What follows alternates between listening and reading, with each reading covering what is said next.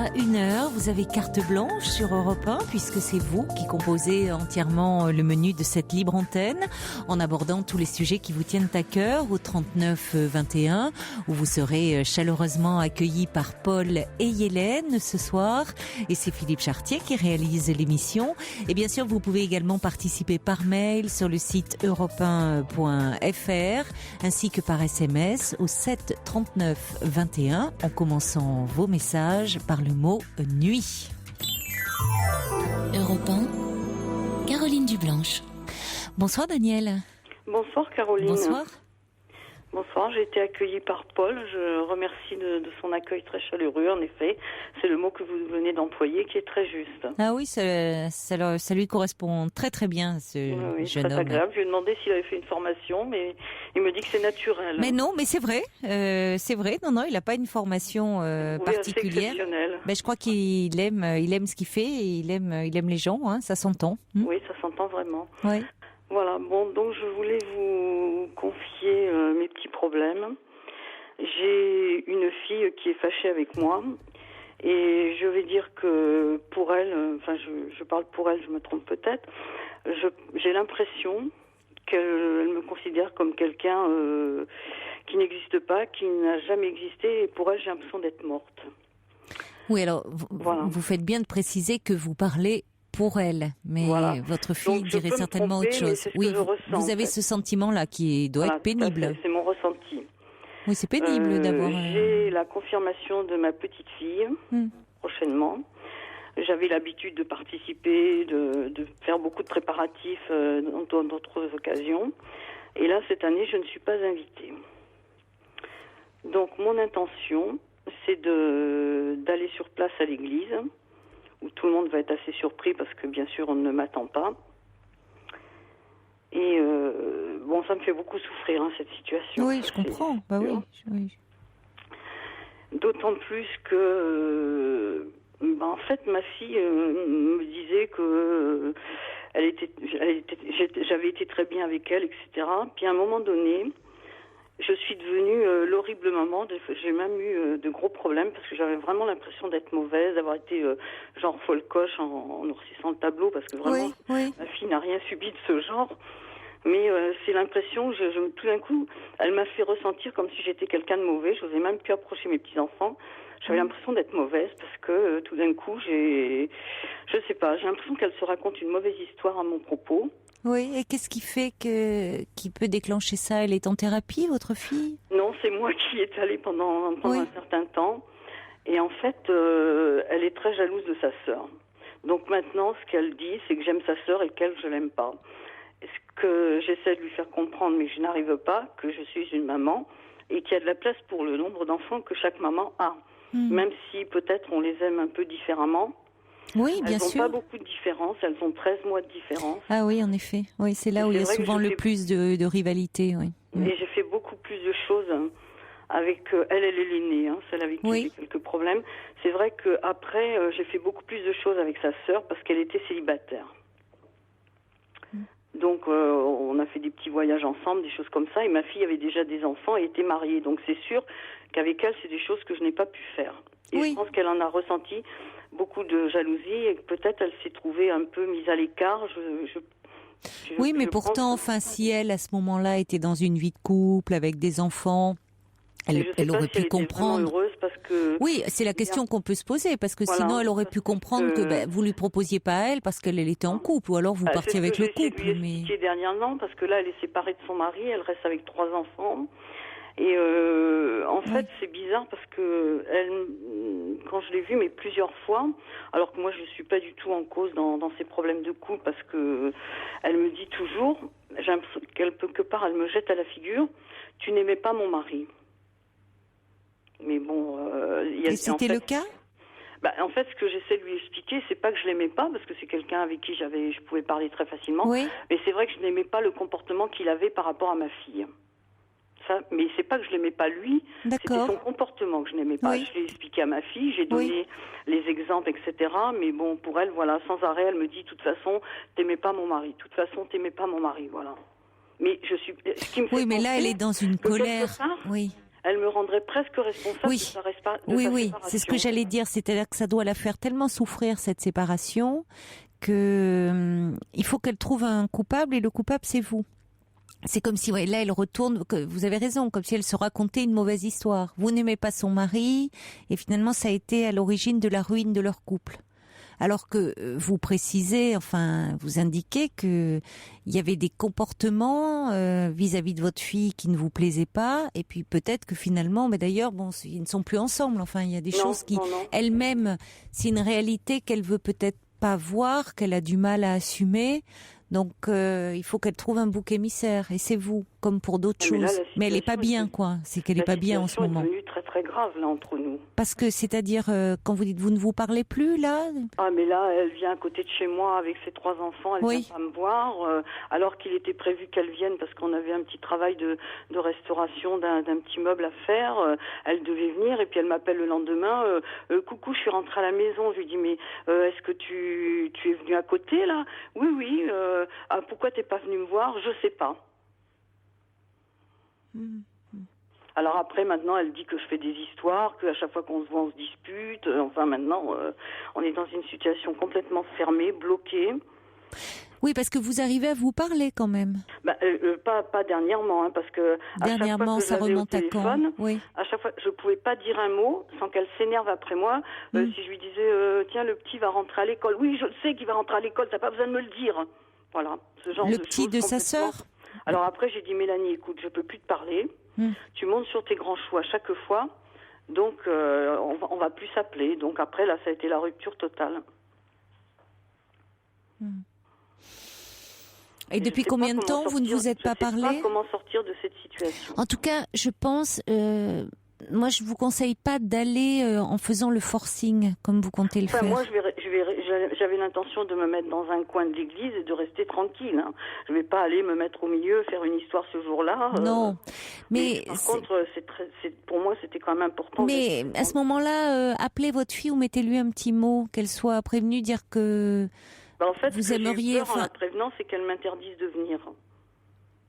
Oh, je pense pas qu'elle irait. Moi, je veux pas rester chez moi à pleurer toute la journée. Non, mais honnêtement, je pense pas. C'est avec vos petits enfants, vous les voyez. Elle accepte que vous les voyez quand même, vos petits enfants. Non, je les vois plus. Depuis combien de temps?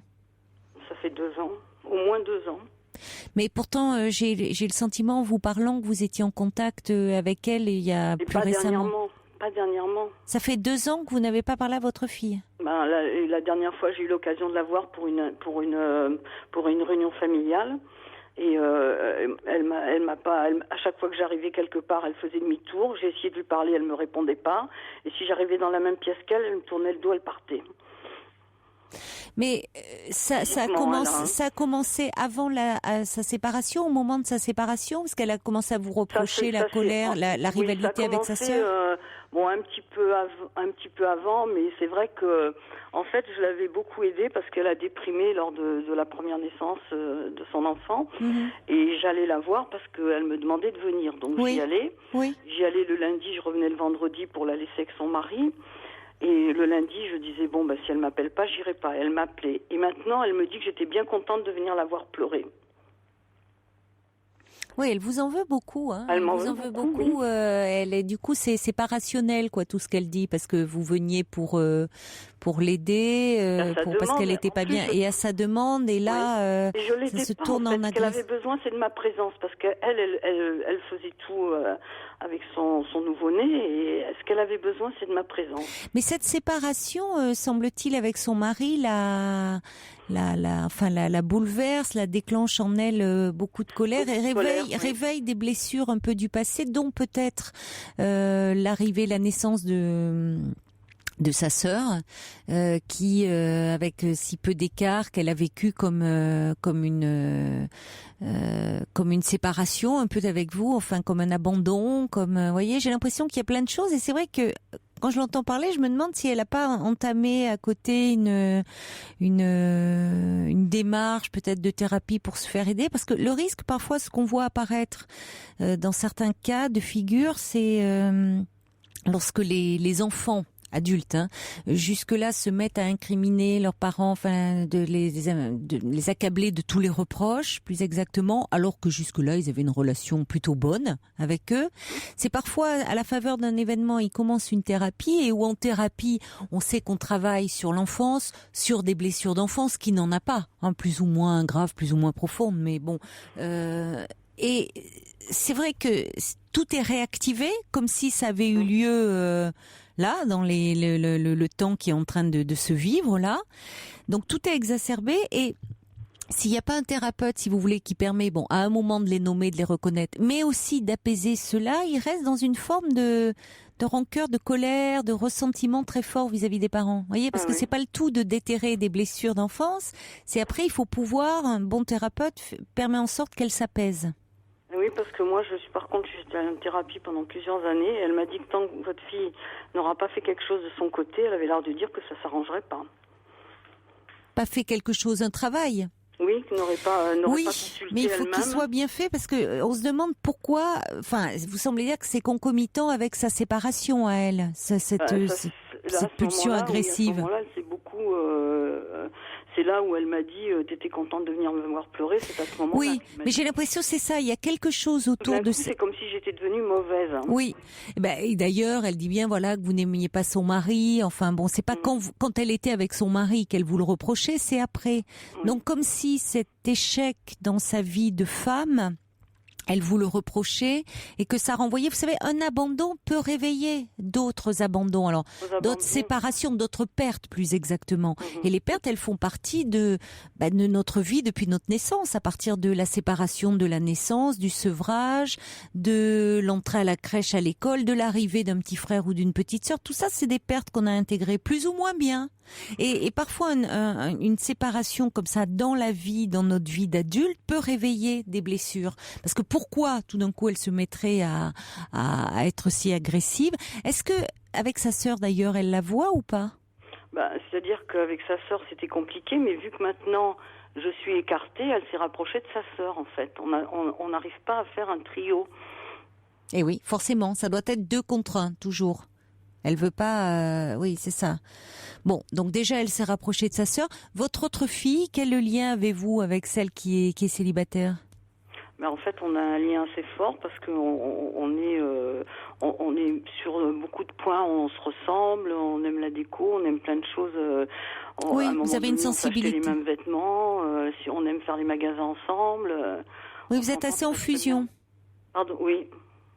Oui. Donc ça doit accentuer aussi le sentiment de jalousie de votre autre fille, cette ressemblance sur beaucoup de plans, comme si elle se sentait exclue de cet amour, qu'elle assimile à un manque d'amour de votre part. C'est pour ça que je pense que... Puis c'est difficile avec elle, parce que moi une fois j'ai voulu la serrer dans mes bras, et elle m'a repoussée, elle me dit mais qu'est-ce que tu fais là, elle aime pas tellement les gestes, donc c'est vraiment difficile avec elle. Oui, parce qu'elle est peut-être tellement en attente que ça lui fait peur aussi, cette demande de tendresse. Bon, mais peut-être qu'en mots, elle peut davantage l'accueillir. Puis moi, ce qui s'est passé aussi, c'est quand je pensais qu'elle allait venir, alors qu'elle est venue à côté de chez moi, après j'ai envoyé une lettre incendiaire. Puis au téléphone, je l'ai insultée et tout, parce que c'était ma souffrance qui s'est exprimée comme ça. Parce que, ah oui. Voilà, donc c'est sûr que... Oui, parce qu'elle est très ambivalente vis-à-vis de vous, votre fille. Je pense que dans les faits, elle vous appelle pour vous dire qu'elle est passée, pour vous faire un petit coucou, qu'elle est passée à côté. Et puis en même temps, oui, elle est passée à côté, quoi. Elle est passée à côté de vous, elle n'est pas venue vous voir. Donc vous lui faites des reproches. Elle n'est pas venue, c'était prévu. Elle me dit qu'elle ne sait pas pourquoi elle n'est pas venue. Puis après, elle me dit que c'est parce qu'on allait se disputer. Oui, je pense qu'elle appréhendait. Elle appréhende maintenant vos rencontres, ou vos rencontres, c'est toujours teinté de reproches. Donc ça veut dire qu'il va falloir essayer de glisser sur pas mal de choses. Et c'est pour ça que je pense, sincèrement, Daniel, que de venir comme ça, un peu à l'arrache, sans lui demander en tout cas son avis, sans la prévenir, elle peut le percevoir comme quelque chose d'assez agressif. Alors, je comprends votre désir d'aller à la confirmation de votre petite fille. C'est très légitime de votre part. Mais ça peut permettre, cet événement, de reprendre contact avec votre fille, Et de lui dire, bon, que sans rentrer dans ce qui a fâché et tout, mais que, bon, vous pouvez lui dire qu'elle vous manque, et que vous aimeriez bien la revoir à l'occasion de la confirmation de votre petite fille, parce que d'autant plus que c'est un événement qui est important et que vous souhaitez partager avec elle. Voyez, vous le présentez en la mettant elle aussi, c'est-à-dire que c'est pas que par rapport à la petite fille, c'est la confirmation et je viens, mais dire c'est bon. Profitons, essayons de nous apaiser, profitons de cet événement pour se réunir et laissons un peu, même pas dire les rancœurs de côté parce que ça veut dire qu'il y a rancœur. Donc vous reprenez contact un peu, vous prenez de ces nouvelles et dire voilà, j'ai appris que la petite faisait sa confirmation et j'aimerais être présente. C'est compliqué parce que moi je vais vous dire, mais là c'est vraiment, je vais dire encore en ressenti parce que je peux pas parler pour elle, mais quelque part, je vais dire, elle terrorise toute la famille. Personne n'ose rien lui dire. Parce que j'ai d'autres personnes de ma famille, personne n'ose lui dire, mais pourquoi t'invites pas ta maman ou quelque chose comme ça. Tout le monde. Et que dit votre autre fille à ce sujet, sa sœur? On n'en a pas parlé parce que oui, parce qu'elle veut pas jouer les messagers entre vous deux. Elle, en plus, elle peut pas parce que bon, elle a souvent été. En fait, sa sœur, dans ce qu'elle a pu me raconter, elle lui a fait vivre pendant son enfance. Je te prends, je te jette, je te prends, je te rejette. Non. Par rapport à sa sœur. Vous êtes seule avec parce que vous parlez pas de leur père. Non, je suis seule. Bon. Le père n'est pas présent pour elle? Si. Mais vous êtes séparés? Oui. Lui, il va y aller à la confirmation? Oui. Mais vous pouvez dire bon, je pense que c'est... Vous pouvez lui dire que vous reprenez contact. C'est lui qui m'a donné les renseignements de l'heure, etc. Oui, mais vous pouvez dire à votre fille, parce que déjà, ça montre qu'il y a un lien, que vous restez... oui, mais lui, justement, ce qu'il a peur, c'est par rapport à ça, c'est qu'on le mette de côté. Et que... Non, mais arrêtons d'avoir peur. Attendez. Ah oui, mais je vous assure qu'elle terrorise tout le monde. Non, mais Daniel, elle terrorise tout le monde parce que vous vous laissez terroriser. Mais alors, oui, non, mais attendez. Oui. Quel est un côté très revêche, brute de décoffrage, qu'elle manque complètement de tact et même qu'elle soit agressive, je l'entends bien. Pour autant, vous êtes quand même ses parents. N'allez pas vous laisser terroriser par votre fille. Surtout, il vous le dit, votre mari vous dit que c'est la confirmation de la petite fille, mais en catimini, il faut pas le répéter parce que sinon la fille va se fâcher. Attendez, et vous avez vu ne lui donnez pas quand même plus. Vous avez vu ce que je vous ai dit. Non, mais mais Daniel, il faut qu'il y ait une par rapport à sa réaction. Il faut quand même qu'il y ait une cohérence. Vous êtes ses parents. Ça lui montre, je trouve en plus très bien, que même en étant séparés, vous restez pour des événements familiaux importants présents. Et vous pouvez dire aussi que par rapport à la petite fille, elle sera heureuse d'avoir ses grands-parents réunis. Et pour votre fille, ça montre que elle qui est dans le tourment, dans le tumulte de la séparation, c'est aussi une image assez réconfortante, même si sur le moment elle n'entend pas comme ça et qu'elle vous envoie un peu balader. C'est que là, elle est vraiment dans les affres de la rupture, mais vous êtes séparés de son père. Néanmoins, pour des événements familiaux, vous restez très solidaires par rapport à vos enfants. Là, c'est un événement, c'est la confirmation de la petite. Vous allez être réunis, tout ça, c'est important. Voilà, vous restez en lien s'il y a des baptêmes, des mariages, des naissances. Voilà, là, les liens restent. Vous êtes séparés en tant qu'homme et femme, mais en tant que parents, vous restez les parents de vos filles et les grands-parents de vos petits enfants. Mais d'une certaine façon, il y a une image assez réconfortante, même si elle n'entend pas tout de suite parce qu'elle est trop tourmentée en ce moment, trop angoissée, trop en colère. Ça montre que la famille, elle se disloque pas et que c'est pas parce qu'il y a une séparation que tout fout le camp. Donc c'est d'autant plus important, vous voyez, de surmonter votre peur, parce que j'entends bien que vous avez peur de son agressivité. Oui, en fait, j'ai peur de la perte complètement. En réalité, derrière cette peur, j'ai la peur de la perte complètement et définitivement. Je crois pas parce que je pense que en fait, elle est très ambivalente. Elle vous agresse alors qu'en fait, elle attend de vous que vous teniez et que vous montrez que vous l'aimez différemment de sa sœur, mais vous l'aimez. Justement, parce qu'elle est différente de vous aussi, vous êtes peut-être vous êtes dans des rapports plus conflictuels, mais ça ne veut pas dire que elle ne compte pas pour vous. C'est vrai qu'avec sa sœur, vous êtes plus dans un mode de relation plus fusionnelle, mais qu'au fond, dans ce comportement différent, ça vous apprend aussi, ça vous apprend sur vous-même, ça vous amène à réfléchir. Vous pouvez lui dire aussi, Ouais. oui, c'est vrai qu'on est différentes, mais pour autant, qu'elle compte pour vous. En fait, pour elle, ce qui est difficile, c'est mon regard. Elle a l'impression que je la juge tout le temps, mais pas dans le bon sens, pas dans le bon jugement, plus dans la critique ou dans les choses qu'elle ferait pas bien ou des choses comme ça. Bon, je pense que vous pouvez essayer de faire en sorte. Je comprends que c'est pas agréable quand on y va, on fait un pas et vers l'autre et puis que on peut s'en prendre plein la figure. Ben on a tendance, et je comprends, à se replier sur c'est soi. C'est pas grave parce que de toute façon, moi, je veux bouger maintenant parce que la situation. Oui, mais je pense pas que vous la perdrez. Je pense qu'elle attend quelque chose. D'accord. Mais justement là, c'est à l'occasion de la confirmation de sa fille. Et bon, vous pouvez lui dire que justement son père vous a parlé de cet événement. C'est tout. Vous avez et que vous seriez heureuse d'être présente et vous pensez que c'est important aussi pour la petite qu'elle ait ses grands-parents réunis. Voilà. D'accord. Laissez-la, peut-être qu'elle va avoir un moment, elle va vous rabrouer comme ça. Bon, mais et vous lui dites, vous lui demandez pas sa permission, quoi. Vous lui dites voilà, je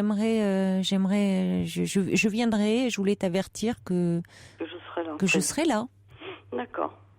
Voilà, je pense pas qu'elle vous dise non, ne viens pas. Et c'est mieux que d'y aller comme vous le faisiez, comme vous souhaitiez le faire, hein, parce que je pense que là, pour le coup, elle pourrait se sentir un peu agressée.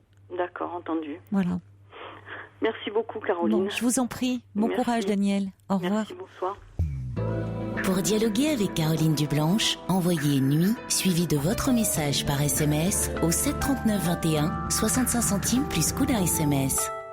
Alors justement, je reçois un message là par SMS et je suis ennuyée parce que je n'ai pas la fin et c'est la fin qui est intéressante. Quelqu'un me dit: je vis une situation similaire à celle que décrivait Daniel avec sa fille. Ma mère et moi nous parlons à peine. Et je la prie de voir son petit-fils. Je voudrais qu'il ait une vraie grand-mère. Si ma mère venait de son plein gré à un événement comme une confirmation, je serais... Et voilà. Et j'ai pas la suite. Donc, est-ce que vous pouvez appeler le 3921 pour nous donner la suite, dire comment vous réagiriez, ou sinon, vous m'envoyez la suite par SMS au 73921, mais c'est limité à 160 caractères, hein, je vous le rappelle, parce que sinon, on sait pas comment vous réagiriez. Par mail, hein, aussi, si vous le voulez, sur europe1.fr.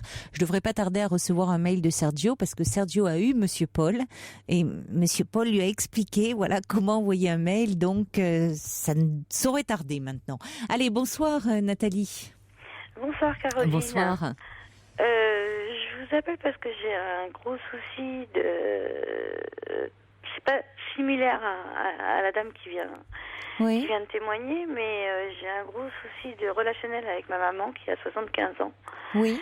Qui a perdu son conjoint il y a 2 mois. Oui.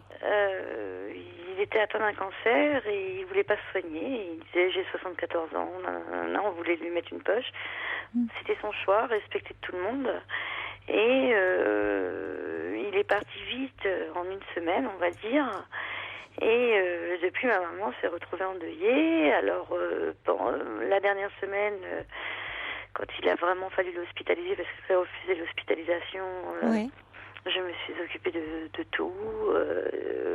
Je l'ai accompagnée aux rendez-vous médicaux. J'ai vraiment fait le maximum et je l'ai accompagnée.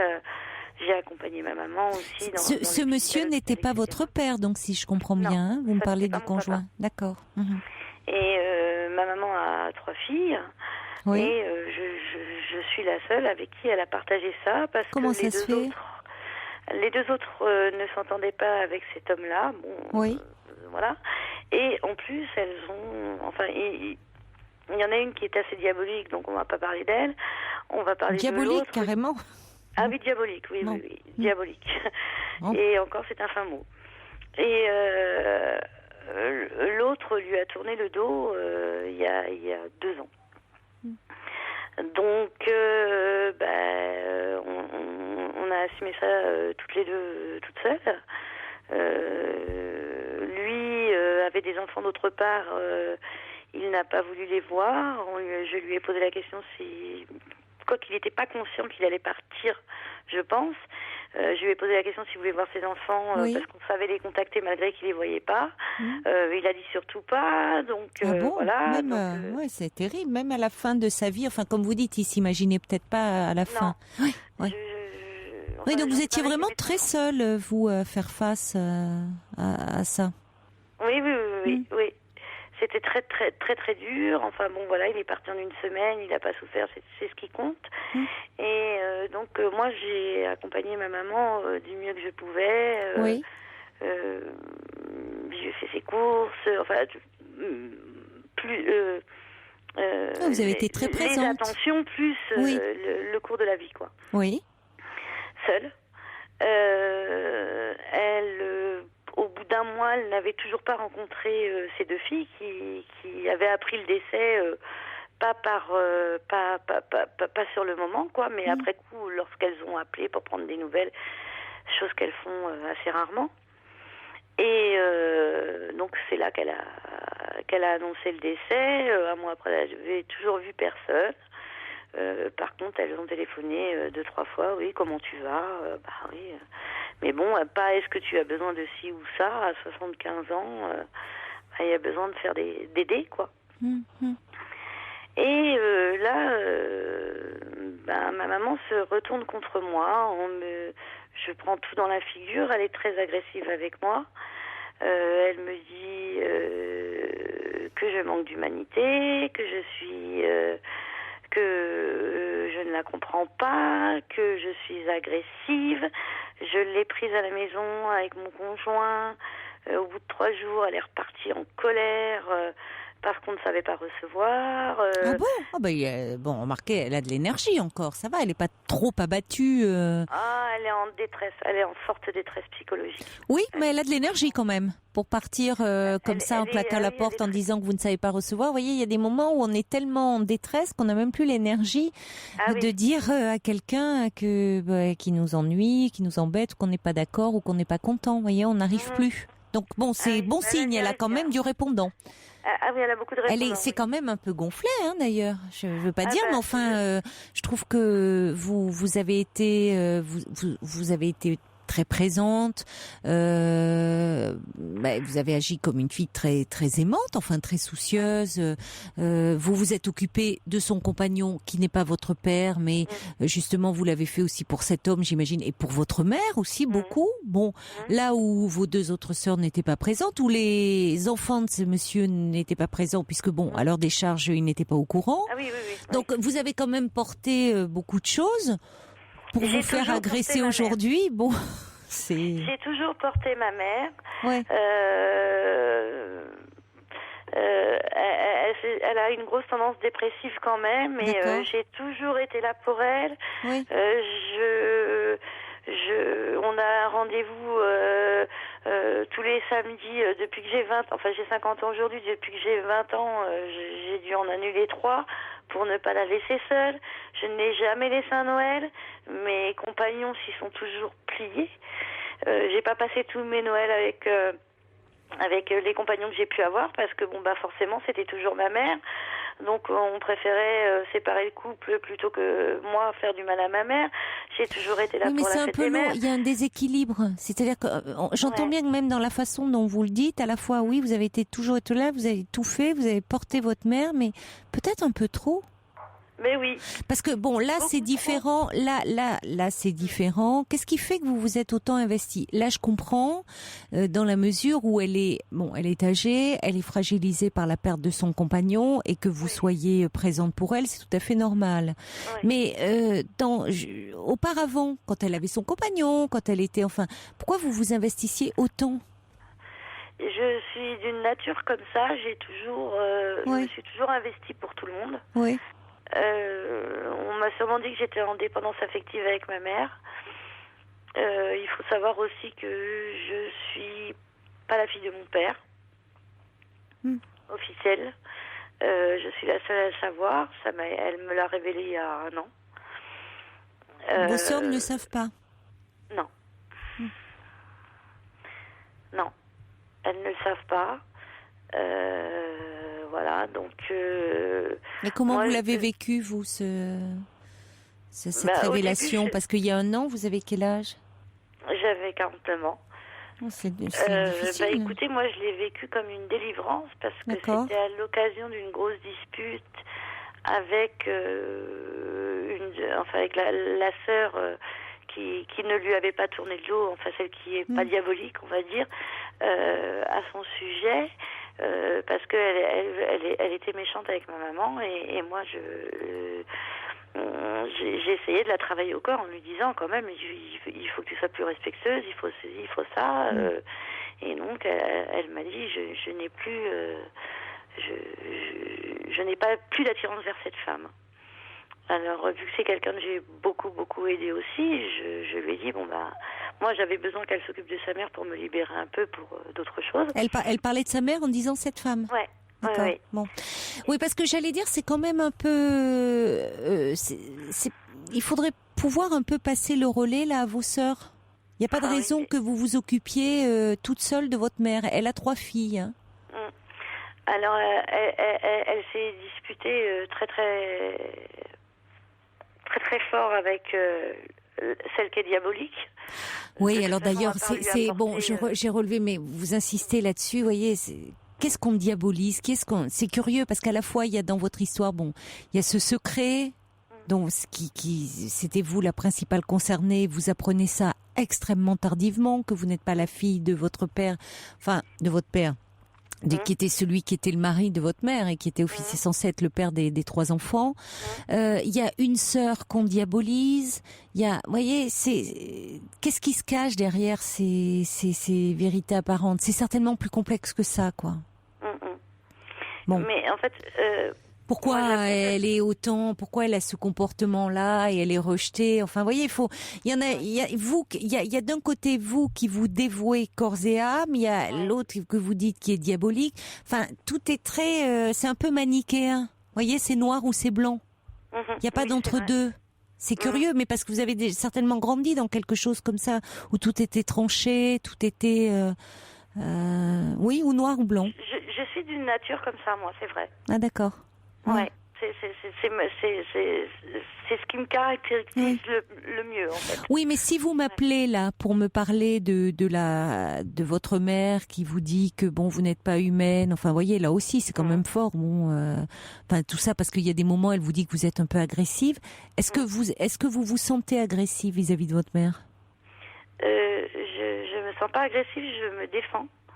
Et en fait, si vous voulez, elle est tellement... Elle est tellement autoritaire et demandeuse et en fait et dans la détresse, c'est que je m'en prends plein la figure, on va dire. Oui, mais ça va pas. J'avale. Oui, donc vous avez le droit de vous sentir agressé. Vous vous dites d'ailleurs, alors vous vous défendez, donc elle ne voit que c'est comme si de toute façon c'est normal, vous avez toujours été extrêmement dévoué et finalement ça banalise tout ce que vous pouvez faire. Ce qui est des attentions, c'est normal, c'est de l'ordre des choses. Pour autant, elle n'a pas à être tyrannique vis-à-vis de vous. Alors là, vous pouvez évidemment vous passer sur certaines choses parce que, comme vous dites, c'est parce qu'elle est dans une détresse morale, elle est en plein deuil, Mais ce que j'entends quand même à travers vos mots, c'est que même avant le décès de son compagnon, elle pouvait se montrer facilement. Il y avait tyrannique, il y a un peu une emprise sur vous. C'est ça qui ne va pas. Oui, très colérique et elle ne veut pas entendre ce qu'elle n'a pas décidé d'entendre. Oui, j'entends. En fait, elle lâche tout ce qu'elle a à lâcher. Oui. Et moi, si je veux revenir sur quelque chose, il ne faut pas que je revienne. Pourquoi revenir? Pourquoi ne pas rester positif? Oui, restez positif quand on en prend plein la figure.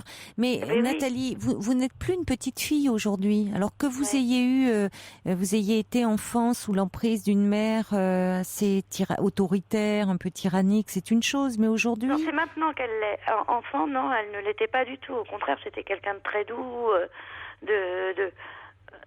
C'est maintenant qu'elle l'est. Mais c'est en vieillissant, en fait, alors c'est possible qu'en vieillissant, son caractère devienne comme ça. Mais il y a aussi ce qui vous liait à elle...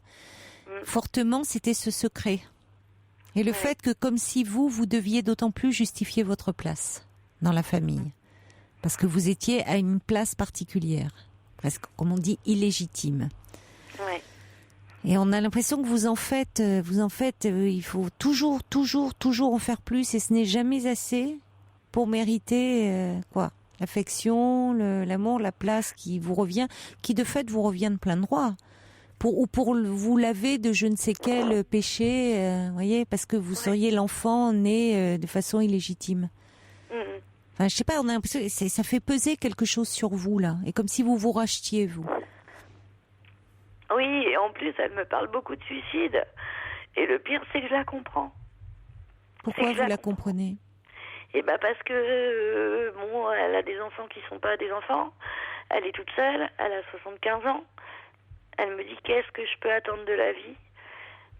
Et c'est vrai qu'un deuil c'est tellement dur. Oui, mais attendez, elle vous parle d'envisager, de dire que peut-être ça c'est compliqué en ce moment. Elle n'arrive pas à se projeter dans l'avenir. Parce que quand elle dit des enfants qui ne sont pas des enfants, là aussi, c'est certainement plus compliqué que ça. Elle a bouché d'incriminer ses enfants en disant, voyez, là aussi, attention à ces vérités comme ça qui sont assénées en disant, il y en a une, elle est diabolique, il y en a une, de toute façon, vous pouvez faire tout ce que vous voulez, ce n'est jamais assez. Voyez, il n'y a pas tellement de remise en question, elle, de son côté. Ben non. Bon, alors je dis pas que vous allez la changer maintenant, votre maman, hein, mais alors là, elle est en plein désarroi parce qu'elle vient de perdre son compagnon et c'est compliqué quand on a 75 ans de perdre un compagnon et de se dire comment vont être les jours. Il faut laisser un petit peu s'atténuer. Et quand elle vous dit ça, vous pouvez dire que après tout, si elle se sent déprimée, si elle a des idées noires comme ça, elle peut aussi en parler à son médecin et demander de l'aide. Parce que là, elle vous fait porter quelque chose de trop difficile. Voyez-vous, vous portez tout et on vous sent très affecté. Quand vous dites je la comprends, vous épousez vous êtes une vraie éponge émotionnelle par rapport à tout ce que vit votre mère. Et ça vous fait du mal, à vous. Voyez, ça, elle s'en rend pas compte parce que elle est, bon, alors en plus, là, dans sa douleur, mais elle se rend pas compte que vous épongez tout d'elle. Vous êtes vraiment, vous épousez la moindre de ses peurs, de ses angoisses, de ses reproches. Vous avez envie de bien faire, d'être la fille presque parfaite, aimante, dévouée, et puis ça ne va jamais assez. Et moi, je pense qu'il y a quelque chose lié à votre histoire, Nathalie. Et comment je pourrais débloquer cette situation ? Je crois que ça serait bien d'en parler un peu, d'autant que je vois sur votre fiche que vous souffrez aussi de TOC. Oui, tu vois, c'est mais ça, je vois un psy, mais là, j'ai pas rendez-vous avant 2 semaines, donc c'est vrai qu'il s'est passé tous ces événements. Oui, vous aurez beaucoup de choses à lui raconter. Mais vous le voyez régulièrement ou... Oui. Bon. Oui, je le vois, à la base, je le vois pour mes TOC, mais là, vu que j'ai rencontré beaucoup de problèmes dans ma vie personnelle, on va dire que... voilà, quoi. On parle plus de ma vie que... Oui, mais vos TOC, c'est assez à l'écume de ce qui est quelque chose de ce qui vous agite plus profondément, de ce qui vous angoisse et d'ailleurs même ces TOC, ça prend une signification particulière, je trouve, par rapport à votre histoire. Parce que quand on se lave comme ça constamment, comme si on voulait effacer quelque chose d'une souillure, de quelque chose qui fait tache. Il y a dans cette histoire, d'enfant illégitime. Et ce secret qui vous est révélé comme ça, et vous avez grandi quand même avec ça, vous êtes construite là-dessus. Et ça joue, ça. Donc, vous savez, je pense qu'aussi, ça peut se travailler, c'est difficile, par définition, de sortir d'une emprise. Mais je pense que vous pouvez tout à fait sortir de l'emprise pour arriver à une relation plus apaisée vis-à-vis de vous-même, déjà, ce qui est important, mais aussi vis-à-vis de votre mère. Mais comment sortir de ça ? C'est-à-dire qu'à partir du moment où vous donnerez plus prise à son emprise, elle sera. C'est pas. Quand je disais, c'est pas elle qui va changer. Elle va pas changer comme ça à 75 ans. Mais vous allez changer.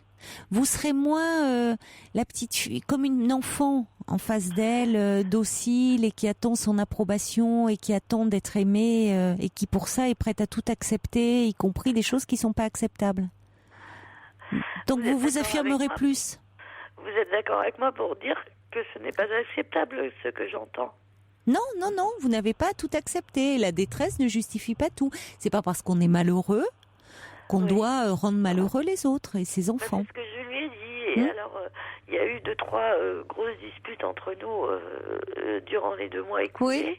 Oui. Et à chaque fois, je rappelle pas, je laisse une semaine sans donner de nouvelles. Ou 4-5 jours, elle finit toujours par rappeler. Et là, je la reçois. Mais il faut jamais en reparler. Oui, parce que sinon, elle s'emporte. Oui. Non, c'est qu'elle ne veut pas. Elle ne veut pas en parler. Ah ben non, on va pas parler du passé. C'est fini, on passe à autre chose, on repart à zéro. Oui, elle se remet pas en question. C'est pour ça, vous la changerez pas à elle, mais vous changerez. Vous laisserez moins prise à son emprise. Vous voyez, là, pour la fête des mères... oui. Oui, la fête des mères. Pour la fête des mères, par exemple, quand vous me dites qu'il faut laisser la place aux autres, je lui avais dit que je n'allais pas être là pour voir comment ça allait se passer au niveau des 2 autres. Et en fait, elle n'est pas invitée. Donc elle ne sera pas toute seule parce qu'elle aura son frère avec elle, qu'elle n'a pas vu depuis un moment, etc. Et voilà quoi, j'ai essayé de laisser ma place parce que moi déjà j'avais envie de souffler un petit peu et j'en peux plus. Vous avez des enfants, vous? Oui, moi j'ai une fille. Oui. Bon, donc vous passerez c'est votre fête des mères à vous aussi. Mais est-ce que c'est bien de la laisser sans un de ses enfants à la fête des mères, même si... De toute façon, vous allez lui passer un petit coup de fil ou lui envoyer une petite carte. Vous voyez, c'est une façon de dire que vous pensez à elle. Mais après tout, vous n'avez pas, vous pouvez pas compenser les manques de vos 2 autres sœurs. Et après tout, vous pouvez, en tout cas avec la sœur avec qui vous vous entendez mieux. Non, je m'entends pas du tout avec parce que je me suis disputée avec elle à cause de ma mère. Oui, mais à cause de votre mère, donc vous pouvez quand même dire ou envoyer un petit mot en disant que votre mère ne va pas bien, évidemment depuis le décès qu'elle a, et que vous ne pouvez pas tout assurer.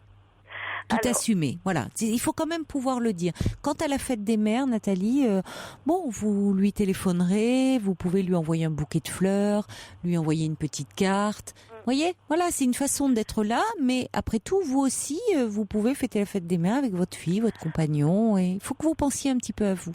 Il y a Ninon qui dit, pauvre petite Nathalie, qu'on a envie de prendre dans ses bras, Ninon qui vous embrasse. Il faut que vous pensiez un peu plus à vous, et que vous vous sentiez un peu plus légitime, sans pour autant en faire des tonnes pour être accepté. Donc vous allez pouvoir en parler avec votre thérapeute, vous faites beaucoup, mais il ne faut pas pour autant vous laisser tyranniser comme vous le faites. D'accord ? Il faut que vous preniez soin de vous. Oui. D'accord ? Oui. Donc c'est à vous que je souhaite une bonne fête des mères, Nathalie. Je vous remercie beaucoup. Au revoir, je vous embrasse. Au revoir. Merci, au revoir.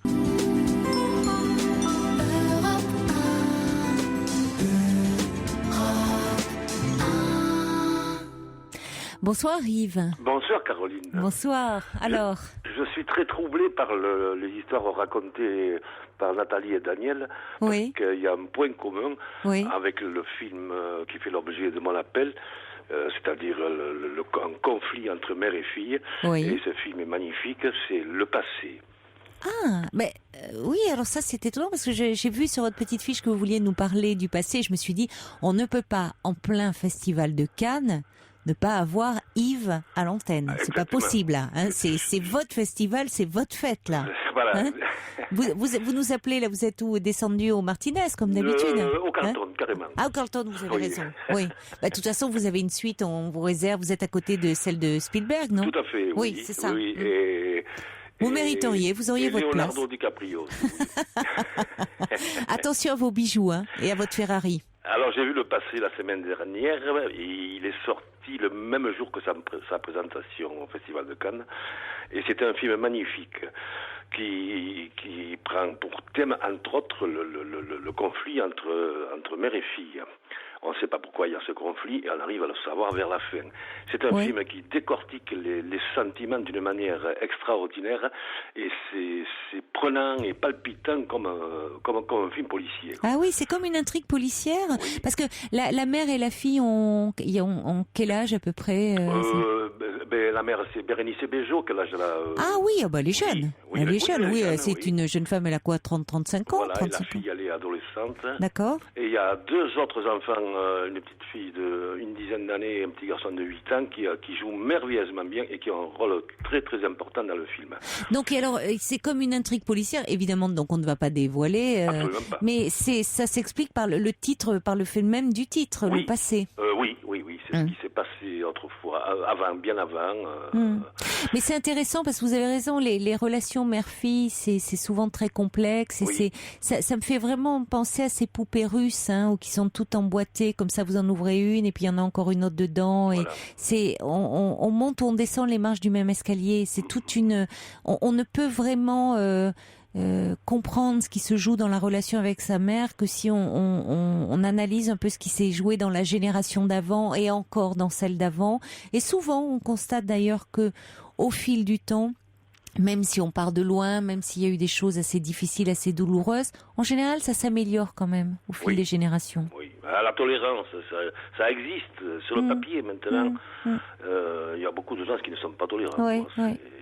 Et ce que je voudrais préciser, c'est que le Passé est réalisé par Asghar Farhadi. C'est un cinéaste iranien, mais l'action du film se passe à Paris et de la banlieue parisienne. Oui, j'entendais Bérénice Bejo en parler en disant que ça lui plaisait beaucoup d'être dans un film comme ça à stature internationale, comme ce qu'elle avait fait évidemment avec Jean Dujardin. Oui. Donc, elle est. Et Asghar Farhadi, il faut le préciser quand même, c'est lui qui a réalisé l'extraordinaire Une séparation il y a 2 ans. Oui, donc vous nous aviez parlé, bien sûr. Vous en avez parlé d'une séparation. Oui, bien sûr. Oui, alors donc effectivement, on comprend. Voilà, et c'est un film délicat. Grand talent, parce que le film l'histoire est très prenante. C'est lui qui a écrit le scénario et tout, et c'est un vrai cinéaste. C'est très très bien mis en scène. Bon, donc ça donne envie d'aller le voir parce que c'est vrai qu'il a toujours beaucoup de talent pour analyser le ressort psychologique aussi des personnages. Il est très doué pour ça. Alors il y a Ninon qui dit attention parce que si l'ami Yves dit du bien de Gatsby, gare à lui. Ça lui a pas plu. Elle a pas aimé l'ami Ninon. Elle dit effet 3D inutile. J'ai encore en tête la version des années 1970 avec Robert Redford. Ils l'ont repassé sur Arte d'ailleurs. Ils ont très très bien vu. Et ils l'ont repassé là ces jours-ci. Oui. Avec Redford. C'est vrai que je ne suis pas très cinéma à la télévision, mais des fois ça remémore des films qu'on a bien aimés. Tout à l'heure, j'ai revu Des hommes et des dieux. Ah oui, tout à fait. C'est vrai qu'il est passé. Il est passé sur la 3. L'histoire de moi de Tibérine. Et c'est un fait magnifique. Oh oui. Il fallait oser. Et je trouve que c'est merveilleux de l'accueil qu'il a reçu. Dans une. C'est surprenant. Qui aurait cru que ce film-là allait avoir le triomphe qu'il a? C'est vrai parce que c'est un éloge de la lenteur, Enfin, vraiment, il y a une économie de mots, et en même temps, il y a des images d'une beauté époustouflante. Et puis, c'est tellement décalé par rapport au temps, à notre rythme actuel. C'est vrai. Et ça montre qu'il y a quand même une aspiration aussi à ça, un retour sur soi, peut-être plus de spiritualité aussi. Quand le sujet est bien traité par un cinéaste sensible comme Xavier Beauvois que j'ai eu l'occasion de rencontrer. Ah bon? Oui, il était venu ici présenter il y a quelques années le film Le Petit Lieutenant avec... vous nous en aviez parlé avec Nathalie Baye. Avec Nathalie Baye, voilà. Et voilà. Oui, alors c'est le Festival de Cannes. Bon, évidemment, je ne peux vous parler que des films que j'ai vus. Oui. Bruno Kras, qui a beaucoup aimé Le Passé, il disait il aura la Palme d'Or. Je trouve qu'il va un peu vite parce qu'il faut voir les autres films. Vous aimez bien polémiquer un peu avec Bruno Kras. Oui. D'autant qu'aujourd'hui a été présenté le nouveau film d'Abdelatif Kechiche, qui a pour titre La vie d'Adèle, une histoire d'amour entre filles, et les critiques sont dithyrambiques. Ah oui, d'accord. Oui. Bon. Et il fait 3 heures. Oui. Voilà. Bon. Et il a été très, très, très applaudi. Pour l'instant, c'est quasiment le favori. Bon, donc vous êtes plutôt assez réjoui de ce festival des films qui sont projetés. Oui, ça me paraît intéressant. Oui. Bon.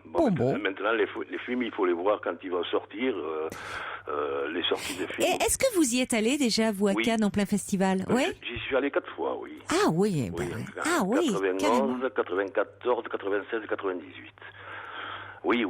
Et cette année, non. Festival trop pluvieux. Oui, la météo est épouvantable. C'est favorable au cinéma, c'est tempourier, ça c'est sûr. Oui, c'est vrai. Remarquez, on est enfermé dans des salles obscures, quoi de mieux quand il pleut, hein. Oui. Bon. Non, et puis vous savez, le festival de Cannes, pour accéder aux salles, c'est la course. Oui, je comprends. Non, Il y a Margaret qui dit chic, mon ami Yves est là et comme dans 1 heure je vais avoir 63 ans, c'est comme un cadeau, dit Margaret. Joli, hein? Allez, une petite poignée de main, une grande poignée de main amicale de Sergio également. Bon, ça nous a fait plaisir. On pouvait pas, en plein festival, ne pas vous entendre, mon cher Yves. Voilà, écoutez, donc on attend la suite. Je vous rappellerai au fur et à mesure que les films sortiront. Avec grand plaisir, comme à chaque fois. Voir. Comme à chaque fois. Je vous embrasse, Yves. Ne manquez pas Le Passé, c'est un excellent film. On va y courir. Voilà. Merci à vous. Courez-y, je vous embrasse. Au revoir, moi aussi je vous embrasse. Au revoir.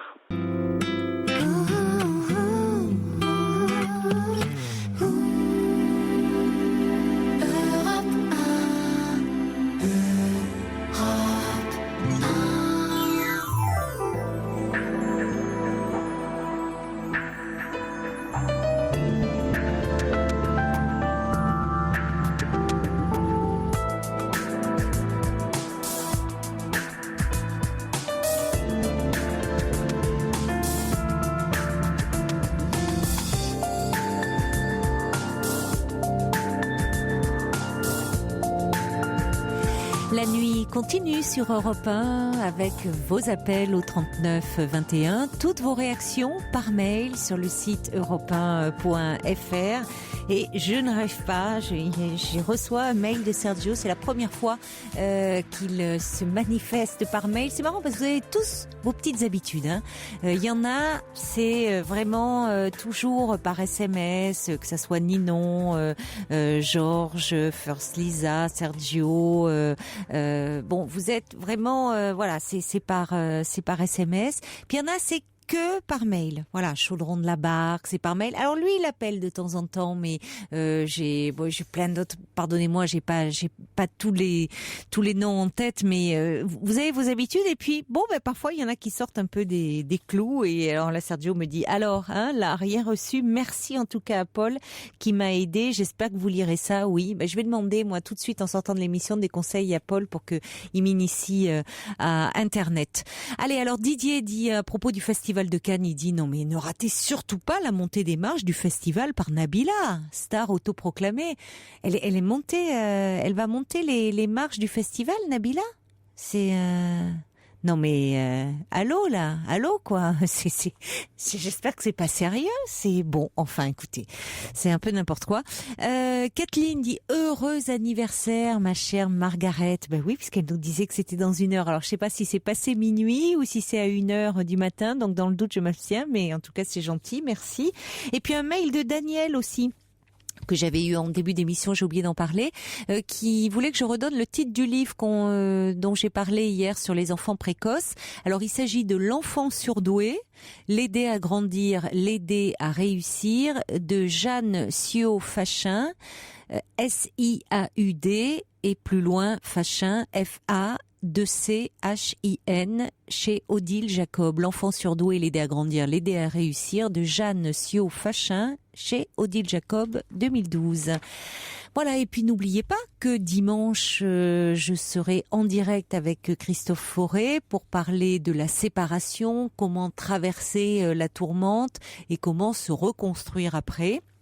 Donc si vous êtes en pleine séparation, que vous vous sentez effondré, eh bien n'hésitez pas. Vous pouvez d'ores et déjà envoyer vos mails sur le site europe1.fr et comme ça nous vous rappellerons dimanche et vous pourrez bien sûr dimanche témoigner en direct au 39 21. Jusqu'à 1h sur Europe 1, Caroline Dublanche. Bonsoir Annie. Bonsoir. Bonsoir. Voilà, j'ai un gros souci, et très gros pour moi, parce que j'adore maman, mais c'est une personne qui a 87 ans, elle a un début d'Alzheimer, Oui. et elle perd la vue d'une manière, elle y voit très très peu. Je me suis occupée d'elle pendant 1 an et demi, à lui repréparer, avec ma sœur, on est 2 sur 3, une troisième est exemptée de tout. Voilà, sous prétexte qu'elle travaille, donc... Ah, c'est elle qui s'est exemptée. Voilà. D'accord. Oui, donc comme ça, elle a décidé que elle n'a jamais personne, en fait, voilà. D'accord. Donc, il ne faut pas avoir besoin d'elle. Par contre, elle sait demander les choses. Parenthèse fermée. Donc, je m'occupe d'elle, c'est avec Elisabeth. Ça fait bientôt 1 an et demi et même plus. Pour ma part, je m'occupais de lui préparer tous les repas du soir. Je la veillais la nuit et je préparais le petit déjeuner en attendant l'infirmière du matin. Oui. Voilà. Après, il y avait des relais. Elle venait quelques heures à la journée. Et puis, elle avait son ami de cœur qui prenait le relais de 3h jusqu'à 7h du soir, jusqu'à ce que j'arrive. Donc, ces journées étaient complètes. Elle n'était jamais seule. Oui, c'est formidable. Voilà, oui. Elle était très bien entourée, là. Ouais. Sauf que j'avais un mal de chien pour dormir. J'étais très, très, très fatiguée. J'arrivais pas à dormir parce que souvent, elle m'appelait la nuit pour se lever, pour aller aux toilettes. Et c'était assez difficile dans la mesure où ça se présentait 2-3 fois. Et quand on reprend le sommeil, c'est difficile d'un coup de se réveiller. Bien sûr, oui. J'avais mal au cœur le matin, j'étais vraiment mal. Bon, je le prenais quand même sur moi. Je dormais l'après-midi. J'essayais de... Bon... J'avais beaucoup de soucis par ailleurs, mais ça, c'est encore autre chose. Bon. Ceci dit, ça a duré ce que ça a duré, si bien que mes sœurs, après l'autre est intervenue, celle qui n'en faisait pas grand-chose, est intervenue pour placer maman dans une clinique. Et elle devait, soi-disant, rester une quinzaine de jours. Alors, maman, bien sûr, je veux pas y aller. Il est hors de question qu'elle y aille. Elle pleurait. Le docteur lui a donné des cachets pour se calmer, si bien qu'elles ont réussi, contre mon gré et contre son gré, à la placer dans cette clinique où elle est maltraitée. Maltraitée, c'est-à-dire qu'on ne donnait pas les soins nécessaires. Pour ses yeux, on devait lui mettre des gouttes dans les yeux, ce qui est pour l'hypertension. Et de mon côté, comme j'avais pas du tout confiance à ce personnel, et j'avais raison de pas avoir confiance, parce qu'un jour j'avais testé, je m'étais cachée en quelque sorte pour voir ce qui se passait le soir, si on lui donnait réellement ses médicaments, ce qu'on lui donnait et tout. Alors rien n'était fait. Donc j'ai décidé par moi-même de rester tous les soirs et donner ses médicaments et ses gouttes dans les yeux. Je l'ai trouvée aussi, elle est tombée 3-4 fois dans cette clinique. Un jour, je l'ai trouvée assise derrière la fenêtre. Alors, c'est une journée où il a fait un très beau soleil. Elle grillait derrière la fenêtre. Elle était transpirante. Elle était assise, je vous promets, elle était assise de travers. Elle m'a dit, j'ai mal au dos, Annie. J'ai dit, mais mon Dieu. Et chaque fois, elle me tend les bras. Elle me dit, je veux sortir de là. Fais-moi sortir de là. Alors, de toute façon, vous m'avez dit qu'elle était rentrée pour 15 jours. Donc, pourquoi elle ne sort pas là? Ce sont mes sœurs qui m'ont menti. Parce que j'ai une sœur qui part souvent en Espagne. Il faut bien qu'elle pêcheur se reprenne du poil de la bête. Et puis Hélène, elle travaille, elle met toujours son travail. Ne donnez pas trop de prénoms, quand c'est préférable. Voilà, je vous le dis pour vous, mais enfin bon, après qu'on vienne pas vous le reprocher si on entend, voilà. Oui. Bon, mais voilà. Bon, alors là, votre mère, qu'est-ce qu'elle veut, elle veut sortir de là. Elle veut sortir. Elle veut sortir de là. Bon. Alors voilà, ce qui se passe, c'est que on a eu une réunion avec une assistante sociale de cette clinique. Oui. Et pour le devenir de maman, Oui, pour savoir ce qu'on comptait faire. Alors moi, je me suis proposé de la garder. d'accord. Je sais que c'est très, très, très lourd, parce que déjà, en faisant ce que je faisais, j'étais très fatiguée. Et j'ai appris que ma sœur, donc, elle se détachait complètement. Elle ne voulait plus du tout s'en occuper. Voilà. Donc, je suis seule face à elle. Et Bon, si, donc ça vous laisse en même temps libre de décider, puisqu'il y a une de vos sœurs qui s'en lave les mains. la qui deuxième, dit- pareil. Bon, La donc deuxième vous aussi. retrouvez vous. Seule. Après, ça, Je vais ça me retrouver revient. seule avec maman.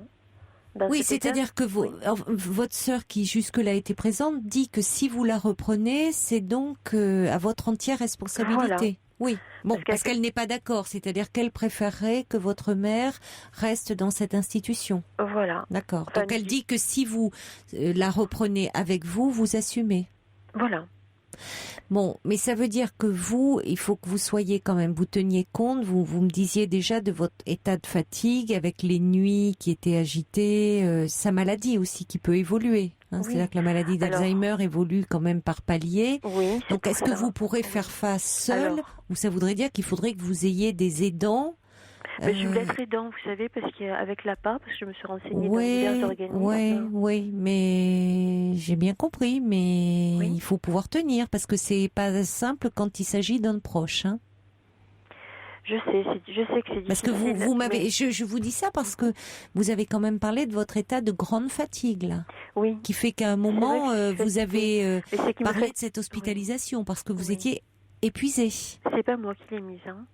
J'étais fatiguée, mais je comptais... j'avais abandonné mes recherches d'emploi parce que j'ai vu que maman était... elle avait vraiment besoin de... J'ai dit, tant pis, je laisse tout tomber. Oui, oui. Je m'occupais d'elle le plus possible, quoi. Et je vous dis, les après-midi, quand elle était prise en charge par les infirmières et avec son amie de cœur, je me reposais l'après-midi pour pouvoir assumer le soir après. Mais Son ami de cœur, c'est son compagnon. c'est un compagnon. D'accord. Ils vivent pas ensemble, mais Oui. souvent Mais il peut pas vous aider. Oui, l'après-midi, il viendrait. Oui, il pourrait oui, continuer à venir. Il vient 4 heures. Oui, je C'est l'ai bien. contacté. C'est bien. Je ouais. l'ai contacté. Et... Oui, donc ça vous laisserait Il les serait- après-midi libres. Voilà. Vous pouvez pour dormir, Voilà, récupérer, faire la voilà. sieste, Oui, ou sortir, faire ce que vous voulez J'avais essayé faire. de programmer quand même quelque chose qui tienne la route. Oui, oui. Et il se passe la chose suivante, c'est que toujours dans mon dos, Oui. lorsque je suis allée donc à cette réunion, Oui. où bien sûr celle qui ne faisait rien n'est pas venue, Mm.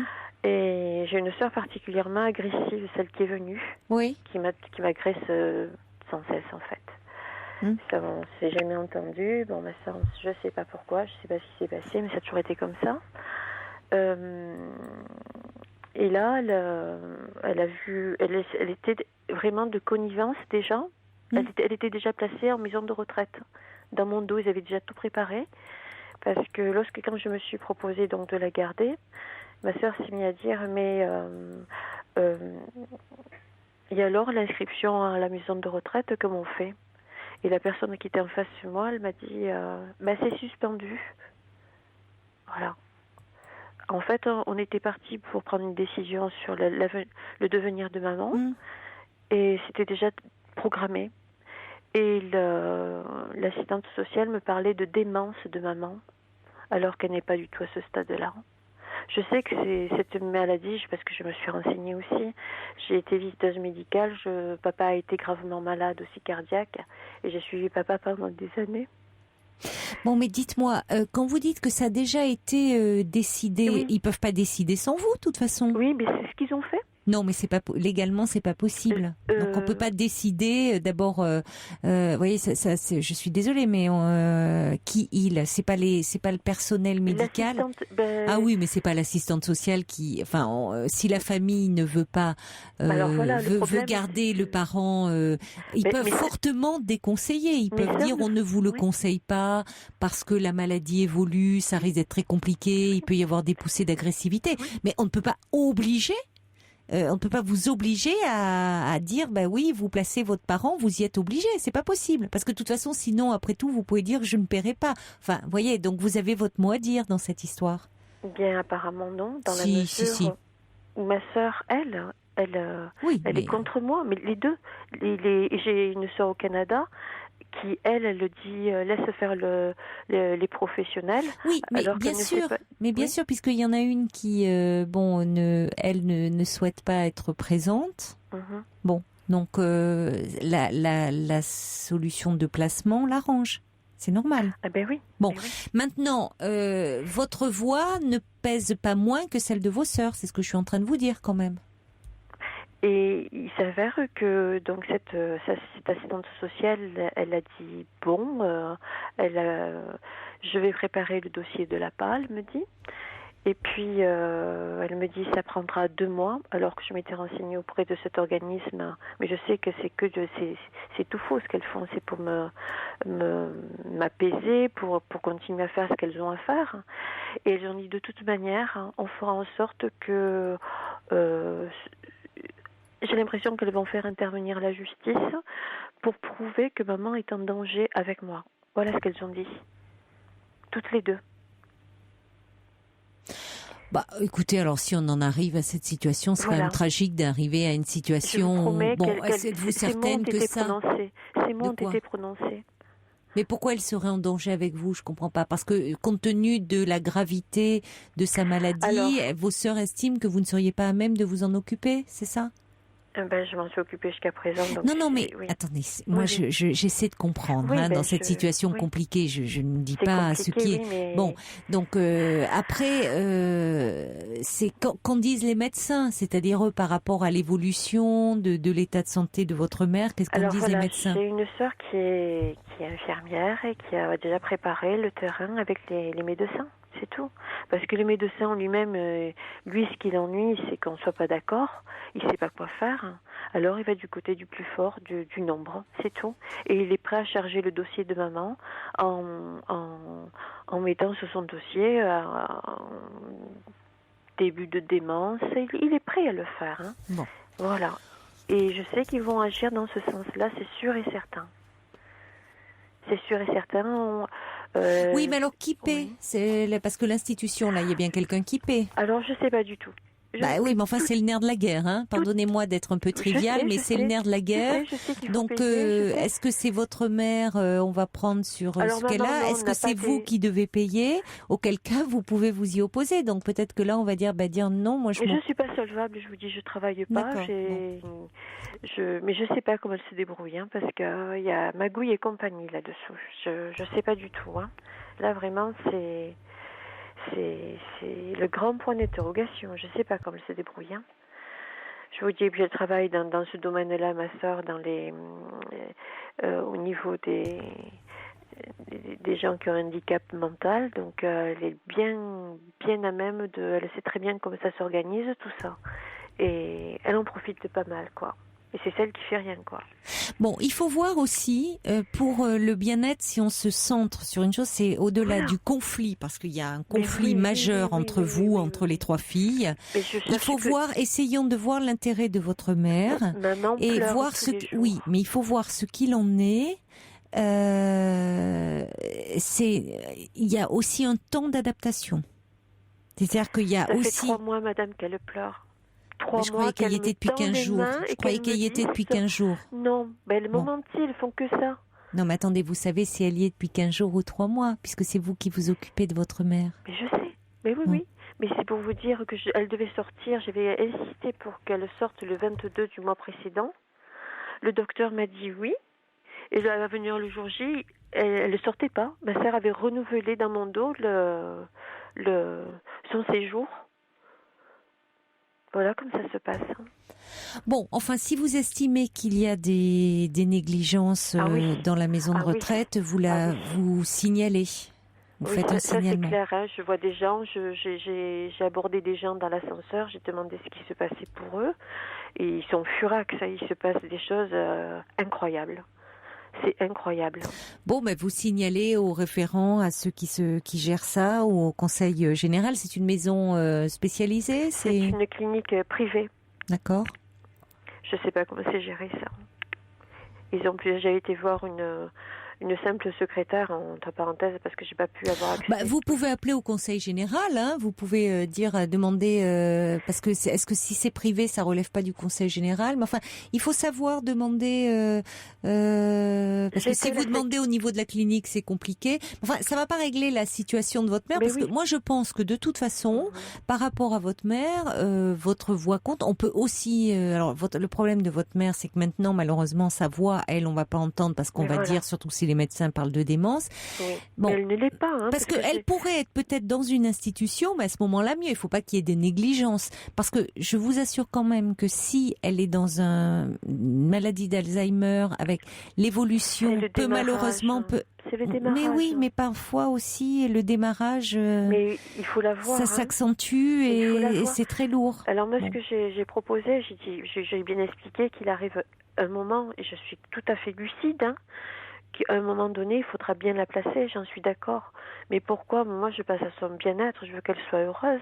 Le peu de temps qu'il lui reste à vivre, avec le peu de ce qui lui reste censé dans sa tête, de ses désirs. Elle a des désirs, elle veut faire des choses encore. Mais contactez l'association France Alzheimer, alors. Ils ont dû avoir ce cas de figure. Ça, ce cas de figure de... Ce peu qui lui reste. Non, mais ils doivent avoir, parce que là, j'avoue que moi, je ne sais pas comment ça se passe. Vous voyez, quand dans un placement, puisque la personne, on ne peut plus demander enfin, on ne va pas tenir compte de son avis, malheureusement. Mais quand la famille se déchire, comme ça, c'est-à-dire que le cas que vous exposez, c'est-à-dire où vous êtes 2 enfants contre une, vous souhaitez prendre votre mère avec vous, vous en occuper, mais vos 2 sœurs s'y opposent, ainsi que les médecins, qui sont les médecins de la clinique aussi, donc ils y ont un intérêt. Est-ce que votre mère reste dans cette structure? Bon, cela dit, ils peuvent être aussi, ils peuvent être tout à fait, honnêtes et parce que réellement il y a un problème. Moi, je ne sais pas, c'est pas à moi de trancher, je ne connais pas la situation. Mais en revanche, quand il y a, c'est vrai que je ne sais pas comment ça se passe sur un plan juridique quand la famille se déchire autour d'un placement.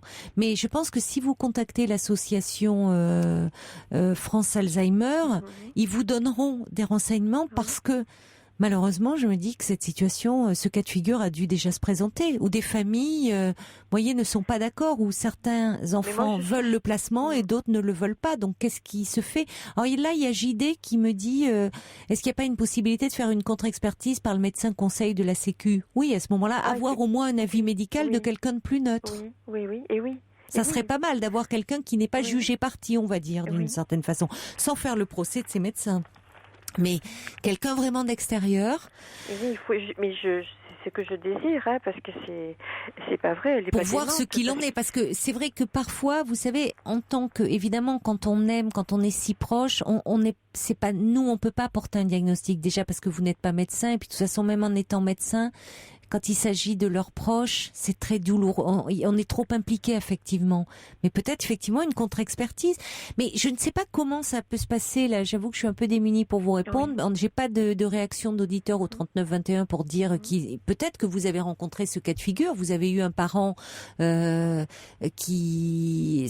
frères et sœurs voulaient le placer, vous ne vous vouliez pas, ou l'inverse. Comment ça s'est passé? Vous pouvez appeler au 3921 pour témoigner. Et sinon, bon, je vous dis, vous tournez vers l'association France Alzheimer parce que, à mon avis, ils seront de bons conseils pour vous. Vous avez leurs coordonnées? J'ai tout plein de documents sur cette maladie, je dois avoir ça, oui. Oui, parce que maintenant, il y a des antennes en plus un peu partout, dans beaucoup de villes. Oui.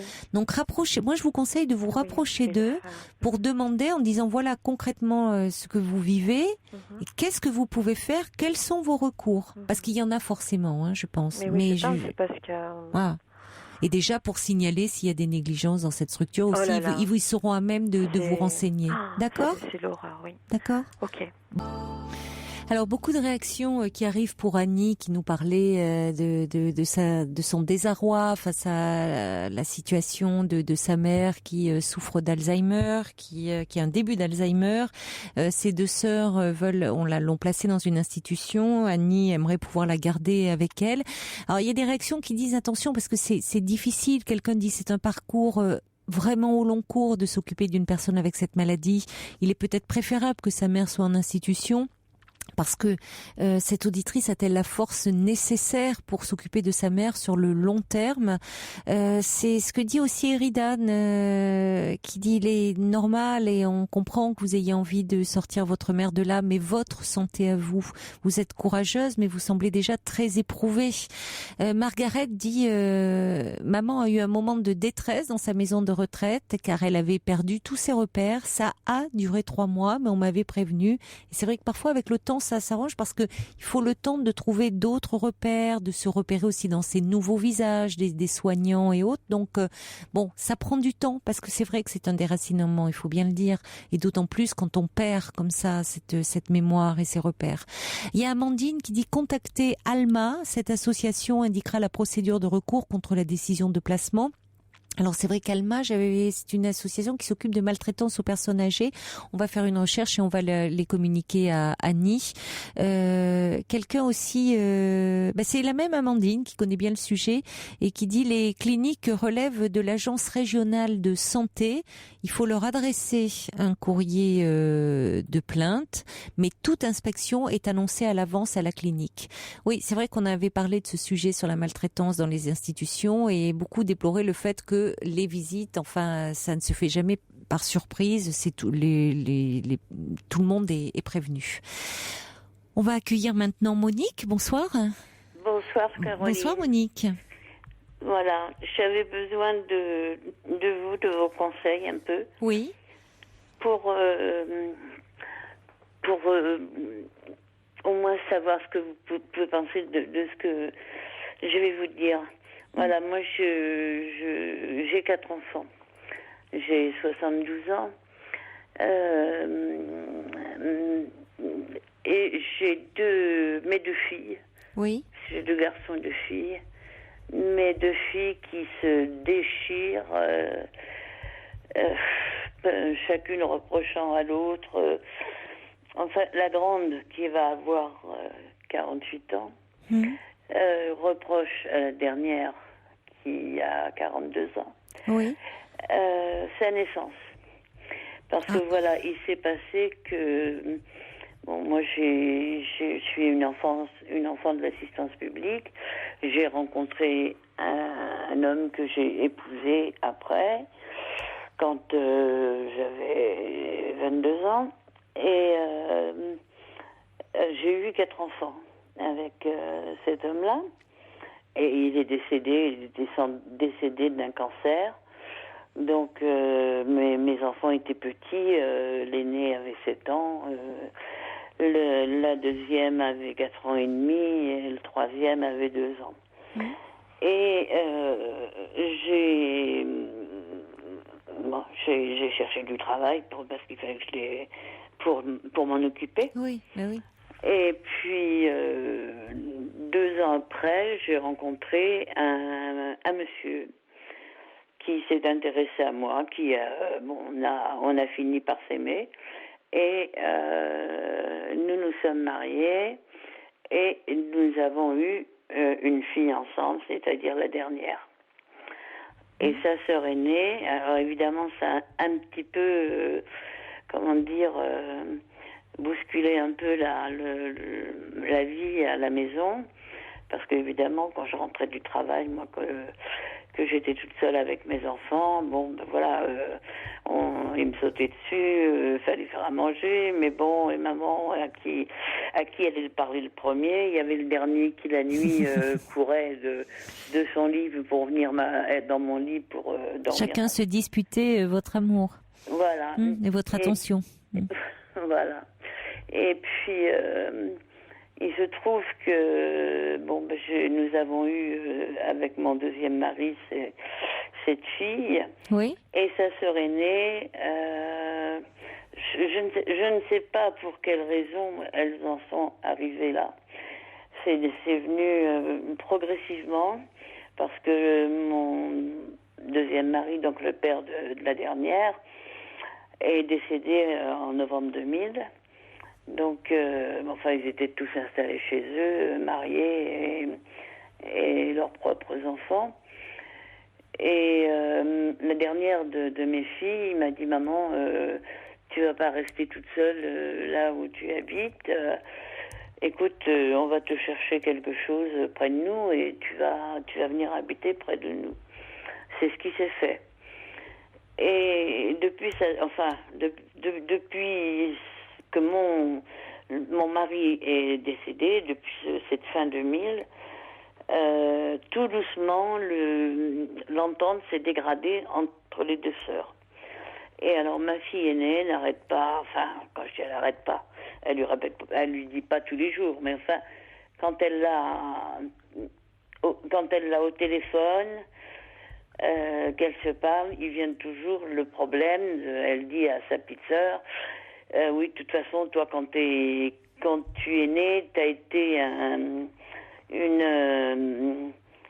comment elle lui dit, tu as été une perturbatrice pour nous. On n'avait pas besoin de toi, on était bien sans toi. Elle a toujours pas dépassé ça. Non. Bon. Écoutez, il faudrait peut-être. Qu'est-ce qu'elle lui dit, votre autre fille? Parce qu'il faudrait peut-être. C'est à elle aussi de réagir et de répondre un peu et de lui dire que elle va quand même pas lui rabâcher encore 107 ans et elle se repentir d'être venue au monde quand même. Vous voyez, il va bien falloir qu'elle digère la pilule, hein. Alors oui, parce que depuis tant d'années. Oui, quand même. Je pense qu'à un moment, vous voyez, elle va pas toujours incriminer comme une enfant qui serait dans la plainte de dire, franchement, c'était mieux quand t'étais pas là et parce que t'as accaparé maman et on était mieux sans toi. C'est très puéril comme. Et je peux vous assurer que leur beau-père, donc d'ailleurs ils l'appelaient papa parce qu'ils étaient petits quand il est arrivé. Ils étaient encore très jeunes. Et comme leur père biologique était décédé, il l'appelait papa. Et il a tout fait. Il les a élevés comme les siens. Je ne peux rien lui reprocher là-dessus, puis aucun des enfants d'ailleurs ne reproche quoi que ce soit là-dessus. Il les a élevés comme les siens. C'est-à-dire que sa fille n'en a pas eu plus que les trois autres. Et il a travaillé, ils ont eu la chance, parce qu'ils ont fait quelques études, ils ont eu leur bac, ils ont fait deux années de classe préparatoire après. Et puis on pris le chemin du travail parce que ils trouvaient ça plus pratique. Ouais. Et oui, mais votre fille aînée, elle a perdu son père, elle. Oui. Néanmoins, même si cet homme est tant mieux, votre deuxième mari a été aussi très proche d'eux, et c'est une chose, mais il y a aussi tout ça au-delà de la naissance. C'était jusque-là, elle était la seule fille avant l'arrivée de la petite dernière, puisque vous avez eu 2 garçons, et là, elle est détrônée, et en plus, c'est de ce couple reformé qu'elle naît, donc comme si elle estimait qu'elle était plus gâtée, à tous les sens du terme, parce qu'elle avait la chance aussi d'avoir ses 2 parents ensemble, alors qu'elle, malheureusement, n'avait plus cette chance puisque vous avez perdu votre mari et son père très jeune. Je pense qu'il y a tout ça, mais pour autant, qu'est-ce que vous voulez? On peut pas sans arrêt récriminer, reprocher à son frère ou à sa sœur d'être né, de nous avoir volé la vedette. Et puis si elle a des douleurs par rapport peut-être à cette absence de père, vous voyez, il faut un moment, ça serait bien de lui dire, je sais pas, est-ce qu'elle vous en parle à vous, que ça serait important qu'elle parvienne à s'apaiser un peu? Il y a que ma fille, la dernière, là, qui habite près de chez moi, qui m'en parle. Ma fille aînée ne m'en parle pas déjà. Elle me parle très peu parce que elle a, pareil, elle me fait des reproches de toute façon, qu'elle a pas, que je leur ai pas donné assez de temps. Mais par exemple, pour juste un petit exemple, quand nous étions eux et moi tout seuls à la maison, j'en ai 2 à la fois qui ont été hospitalisés dans des endroits différents. Elle, ma fille aînée, parce que elle avait 4 ans et demi, elle a fait une péritonite appendiculaire. Elle a été opérée en urgence à la clinique Junio à Paris, puisque nous habitions tout près. Oui. Et j'avais le dernier qui était hospitalisé à l'hôpital. Alors je me souviens. Oui, mais peu importe. Si vous voulez, vous voyez bien, ça repart dans des vieilles histoires. Oui. Qu'elle n'a pas réglées, des histoires d'enfants, mais à un moment, il faudrait lui dire quand même qu'est-ce qu'elle vit elle aujourd'hui, parce qu'elle est un plongée dans son passé, dans son enfance. Mais qu'est-ce qu'elle vit dans sa vie, elle, aujourd'hui? Elle a une vie de femme, elle a une vie de couple, elle est mère elle-même. Très gentille, elle a deux belles filles, deux belles filles. Mes petites filles sont une qui a 24 ans, l'autre qui a 20 ans. Elle vient d'être grand-mère d'une jolie petite fille aussi. Bon, alors, qu'est-ce qu'elle va rechercher comme ça, indéfiniment. Mais voyez, bon, ce qui est embêtant, c'est que votre fille aussi entretient un peu ça en vous en parlant. C'est-à-dire que c'est avec ça. Je comprends que ça lui pèse, votre fille, la dernière, d'entendre comme ça sans arrêt les récriminations de sa sœur. Mais à ce moment-là, à elle peut-être aussi de réagir, quitte à lui dire, elle peut lui dire, il faut aussi qu'elle lui rentre un peu dedans en lui disant, écoute, si c'est pour m'appeler et à chaque fois me reprocher, en gros d'être sur terre, que ma venue au monde t'empêche d'être heureuse, il vaut mieux arrête de m'appeler, ça va, j'ai compris. Tu vas pas me rabâcher ces vieilles lunes indéfiniment. Et puis elle pourrait lui dire, écoute, tu vas quand même, jusqu'à la fin de ta vie, tu vas rabâcher ça, alors que ta vie aujourd'hui, est-ce que tu es si malheureuse que ça pour rabâcher tout ça, puisque elle a pu construire sa vie de femme, sa vie de mère, maintenant de grand-mère. Bon, voyez, donc plutôt que, si vous voulez, a fait en sorte que. Bon, donc si vous voulez, votre fille, je comprends que ça la rende malheureuse, la dernière, mais elle, en vous en parlant, elle entretient encore cette rivalité d'enfant aussi, elle. C'est-à-dire, elle vient se plaindre à maman de sa grande sœur qui est pas gentille avec elle. Il se trouve qu'aujourd'hui, c'est bon. Et vous êtes coincé. Qu'est-ce que vous pouvez faire là-dedans? Pas grand-chose. Bon, donc il faut aussi dire à votre fille qu'après tout, si sa sœur lui prend un peu la tête, elle peut écarter, mettre de la distance, puis qu'elle n'hésite pas à lui dire, écoute, j'ai compris. Mais maintenant, je vais pas m'excuser d'être en vie et d'être née. Je pense que ça t'a pas empêché de faire ta vie. Elle lui a dit dernièrement. Je ne vais pas m'excuser d'être née. Eh ben voilà, c'est tout. Bon, et dire, écoute, si tu m'appelles que pour me dire ça, on va passer à autre chose. Alors c'est ça, il y a toujours des. Alors ce qui fait que cette fille-là, la dernière, elle est malade, elle a la maladie de Crohn. Et il y a des moments, elle est vraiment pas bien. Oui, donc elle n'a pas besoin en plus de se prendre comme ça de l'agressivité, parce que c'est une maladie suffisamment invalidante. Hein. Oui, son médecin l'envoie voir le psychiatre. Il lui a dit, il faudra que vous arriviez un jour à faire le deuil de votre sœur. Et là, il l'envoie voir le psychiatre parce qu'elle pleure, elle est... pour sa maladie, oui, pour comment faire face à sa maladie, c'est très bien. Et c'est très bien parce qu'avec le psychiatre, elle va pouvoir parler de la relation avec sa sœur, peut-être accepter, faire le deuil en tout cas, de prendre de la distance avec elle. Pourquoi elle accepte de se laisser maltraiter de la sorte? Elle a suffisamment à faire avec cette maladie, avec vraiment ce côté très invalidant qu'a cette maladie, et qu'elle se protège. Et vous pouvez le dire, bon, vous ne jetez pas de l'huile sur le feu parce que vous ne pouvez pas prendre parti entre vos deux filles, mais vous pouvez lui dire, écoute ma chérie, tu peux réagir et tu peux dire à ta sœur que ça va, quoi. Bon. Oui. Et puis je vais vous dire, je ne pourrais pas de toute façon faire en dehors de dire ça, de faire grand chose pour elle, parce que moi j'ai des pathologies qui sont lourdes, j'ai 3 pathologies qui sont lourdes. D'autant plus, voyez. Je suis invalide à 80%. D'autant plus, et dites à votre fille, et c'est très bien, le médecin a très bien fait de lui recommander de voir un psychiatre. Oui. Elle va pouvoir parler, elle va pouvoir s'apaiser un petit peu. Vous pensez peut-être que ça va pouvoir l'aider? Oh oui, bien sûr. Bien sûr, parce que déjà, le fait d'en parler à quelqu'un d'extérieur, ça va... Là, elle alimente un peu, vous voyez, sa plainte comme une enfant qui se plaint à sa maman. Bon, et ça ne résout rien. Et elle a le droit de dire à sa sœur que de la laisser tranquille et qu'elle arrête sans arrêt de l'agresser là-dessus, qu'elle en a marre et qu'elle veut bien parler avec elle, mais d'autre chose que sans arrêt du passé. Oui, voilà. Il y a beaucoup d'autres choses. Donc, si vous voulez, je pense que, rassurez-vous, je pense que ça va l'aider le fait qu'elle soit prise en charge et puis qu'il faut surtout qu'elle s'occupe d'elle et vous de vous. Vous avez suffisamment d'énergie à mettre de côté pour lutter contre vos maladies. Quand mon mari vivait encore, et moi j'étais beaucoup mieux que maintenant, à l'époque, c'est-à-dire jusqu'à l'an 2000, puisqu'il est mort fin 2000, une fois par mois, nous avions l'habitude de faire des très grandes tables. C'est-à-dire qu'il y avait les enfants, les époux, les enfants qui étaient plus jeunes, les petits-enfants qui étaient plus jeunes. On se retrouvait à une vingtaine autour de la table. On faisait ça une fois par mois.